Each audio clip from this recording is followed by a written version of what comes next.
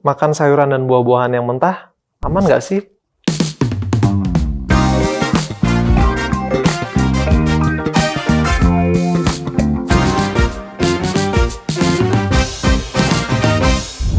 Halo sahabat Siloam, kenalkan saya dengan Dr. Stephen Jose Renaldo Masengi, spesialis penyakit dalam, bertugas di Siloam Hospital Balikpapan. Hari ini kita akan membahas lebih dalam mengenai askariasis. Apa sih dok bedanya cacingan sama askariasis? Jadi, cacingan adalah infeksi cacing di dalam tubuh. Cacing itu ada macam-macam. Ada cacing pita, ada cacing pipih, ada cacing kremi, ada cacing gelang. Nah, askariasis ini adalah termasuk dalam cacing gelang. Nah, infeksinya ini bisa menyebabkan macam-macam gejala, tergantung dari tempat yang diinfeksi. Bisa dari pencernaan, dia bisa jadi ada buang air besarnya jadi cair, atau diare, atau malah sembelit, bisa nyeri perut, mual, muntah, atau juga di saluran pernapasan, batuk, mengi, di saluran kencing, maupun juga di sistem saraf. Kalau untuk siklus hidup cacing, jadi pertama di tanah dalam bentuk telur. Kita menelan telur yang sudah siap untuk menginfeksi. Kemudian akan bertumbuh di dalam usus, dia menjadi larva, dia besar, dia masuk ke dalam paru-paru, bertumbuh, kemudian dia masuk lagi ke usus, kemudian di situ dia bertelur.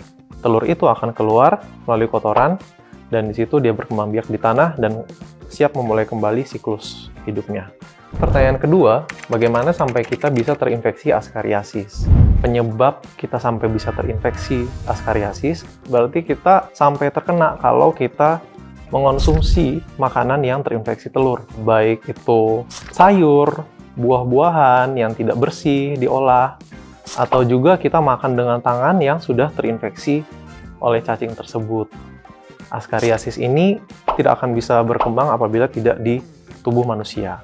Namun memang ada beberapa hewan lain juga yang bisa menjadi perantara dari penyakit tersebut. Paling banyak memang hewan ternak. Pertanyaan ketiga, kalau dibiarkan bisa separah apa sih? Jadi komplikasi di usus, dan yang kedua komplikasi di paru-paru.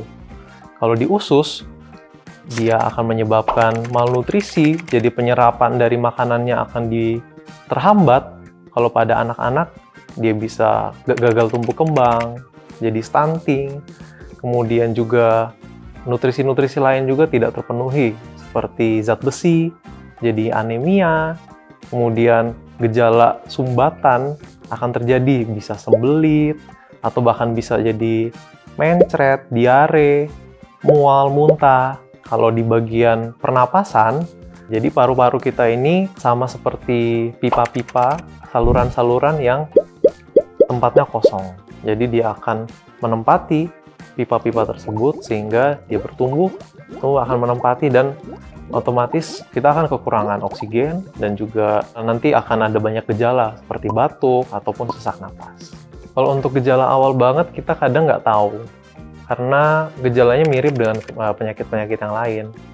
Misalnya mual, muntah, atau nyeri ulu hati, nyeri perut, itu bisa tersamarkan dengan gejala-gejala penyakit-penyakit yang lain.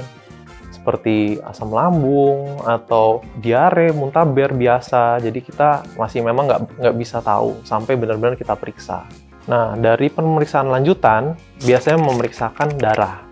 Darah ada gejala HB-nya turun, kemudian juga dari kotoran akan ditemukan telur-telur cacing. Atau bahkan dia sudah menggerogoti di usus sehingga di kotoran itu terdapat darah yang terlihat dari mikroskop. Pertanyaan keempat, gimana cara nyembuhin askariasis? Pertama dari obat yang diminum, yang diberikan oleh dokter untuk mematikan parasit tersebut, yaitu cacing askariasis. Cacing dewasa juga yang terkena di paru-paru, itu akan mati juga dengan obat-obat tersebut. Atau bila sudah terjadi sumbatan, dia akan menyumbat di usus, dan sehingga menyebabkan ususnya tidak bisa mengeluarkan kotoran dengan baik. Pada kondisi seperti itu harus dilakukan pembedahan. Pertanyaan nomor 5, apakah kita bisa terkena askariasis meskipun tinggal di perkotaan? Penyakit cacing atau penyakit apapun itu tidak melihat kota ataupun di desa. Kalau memang kita nggak jaga kebersihan dengan baik, apalagi kebersihan makanan, kita masih bisa terinfeksi dengan penyakit cacing, apalagi askariasis. Sahabat Silom, kalau memang mau konsumsi makanan-makanan atau sayuran, buah-buahan mentah, silakan aja. Yang penting jangan sampai lupa untuk jaga kebersihannya. Dicuci dengan baik supaya kita nggak terkena infeksi cacing tersebut, atau bahkan infeksi-infeksi menular melalui makanan yang lainnya. Saya Dr. Stephen Masengi, spesialis penyakit dalam dari Silom Hospital Balikpapan. Salam sehat!